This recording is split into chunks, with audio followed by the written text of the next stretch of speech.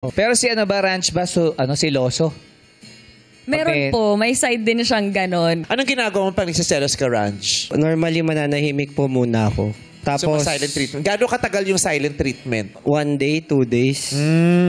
Tapos, hindi ko po Kahit tinetext ka, hindi mo sinasagot. Nagre-respond po ako. cold. Pero ramdam mo na Cold. cold yung... Yung mga respond mo, K, mga ganun lang. Hindi naman, medyo OA naman po kung mga K lang. I try to converse pa rin naman po with her. Kaya lang... Paparamdam mo sa kanya. Yes po. Ramdam mo talaga na parang... Gano'ng katagal? 2 days? grudge. Hindi ka chichika.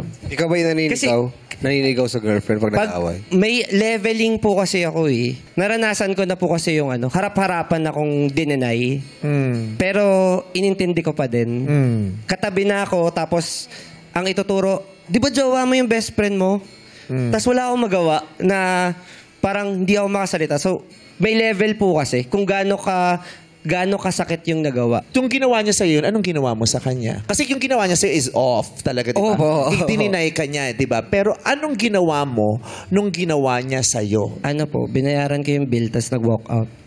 Tapos, inantay ko po siya to reach out. Nag-reach out po siya after 2 days. Na parang, ang reach out kasi... Kasi sabi, yung severe yun, di ba? Apo. Paano mo tinapatan yung severity of that offense? Titiisin ko po kita. Titiisin kita.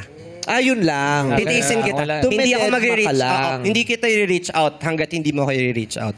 Pero once you do, I'll respond. So yun lang.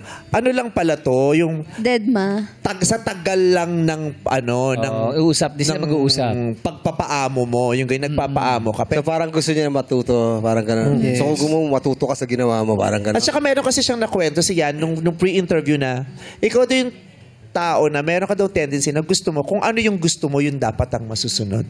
Last say, parang ganun. Opo, mahilig po kasi siyang makipagtalo sa argument. Yung sa kanila sa ex niya, kaya po sila may tawagang attorney 1, attorney 2. Mahilig po siya makipag-argue. Kailangan sa kanya po yung last say. Ganyan.